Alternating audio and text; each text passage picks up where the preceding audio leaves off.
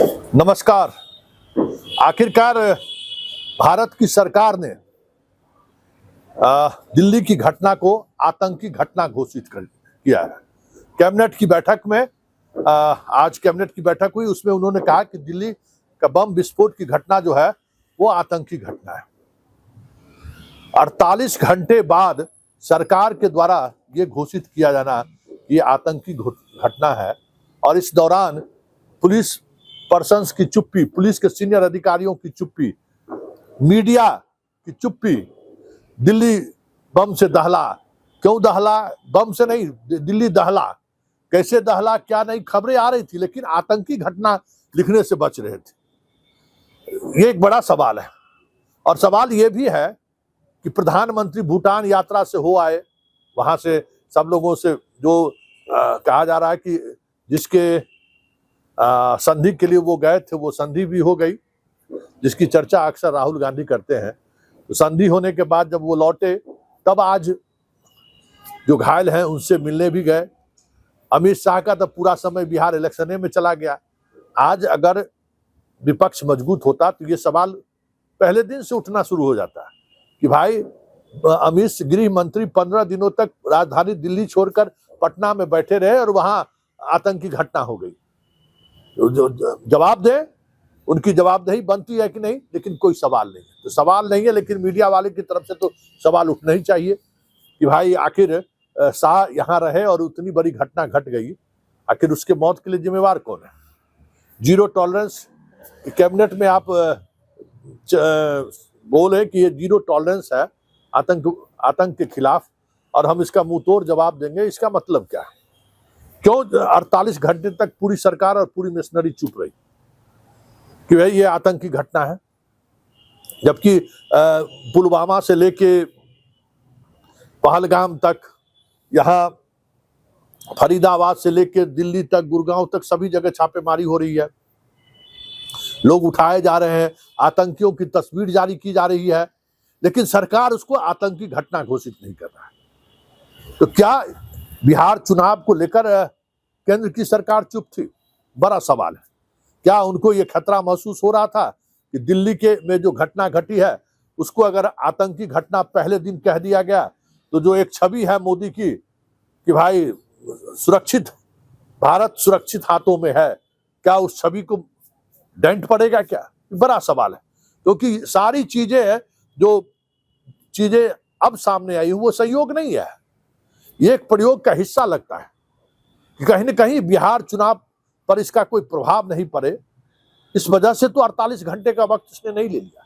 चर्चा ये सरेआम है, क्योंकि घटना के तुरंत बाद मीडिया की चुप्पी भी रहस्यमय चुप्पी थी। शुरुआती दौर में तो सीएनजी का सिलेंडर ब्लास्ट की बात कही गई, पूरी रात उसी में गुजर गई, और दूसरे दिन बिहार में इलेक्शन था।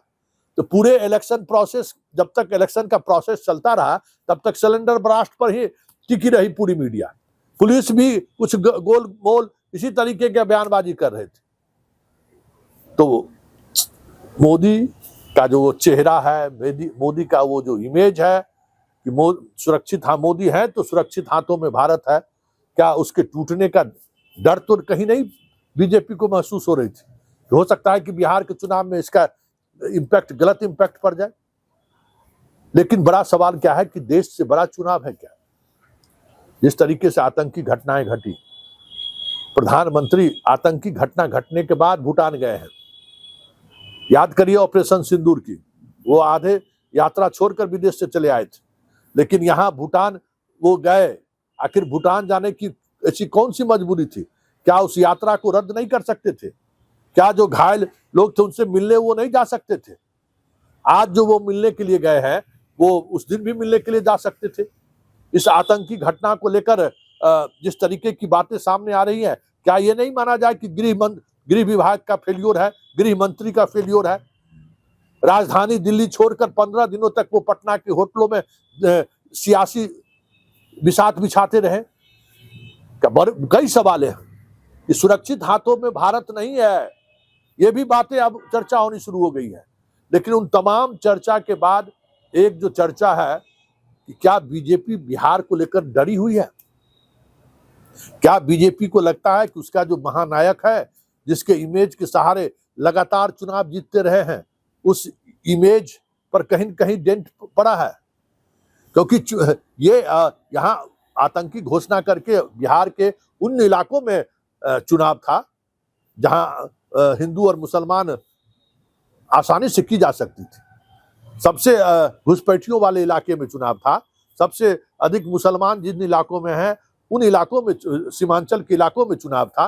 लेकिन इसके बावजूद भी इस मुद्दे पर पूरी तौर पर बीजेपी के नेता भी चुप थे, भारत की सरकार भी चुप थी। तो ऐसे में सवाल उठना लाजमी है, क्या बीजेपी को अब मोदी का जो महामानव का जो एक इमेज है, महानायक का जो इमेज है, उस इमेज के टूटने का दर्द, ये उस टूटने का डर तो नहीं समाने लगा है।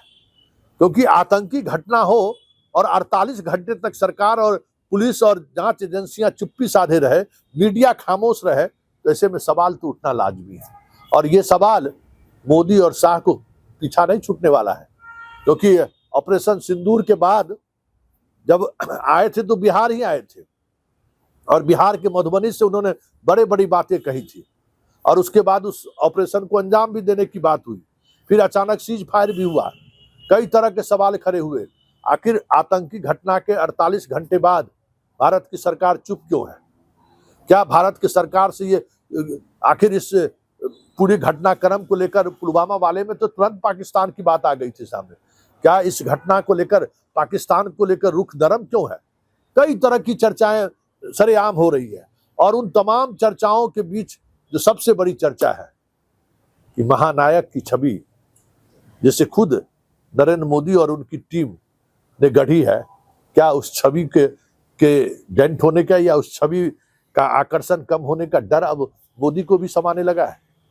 क्योंकि बिहार के चुनाव के दौरान जिन बातों को भुनाया जा सकता था, और इससे पहले तो वो भुनाते रहे हैं, कई बार इस तरह की घटना चुनाव से पहले हुआ है, और उस घटना को उन्होंने आतंकी घटना के सहारे भारत, पाकिस्तान और हिंदू मुसलमान करते रहे। लेकिन बिहार में क्यों बचे? बड़ा सवाल है। क्या बिहार में बचने के पीछे महानायक की जो छवि है वो छवि तो नहीं है?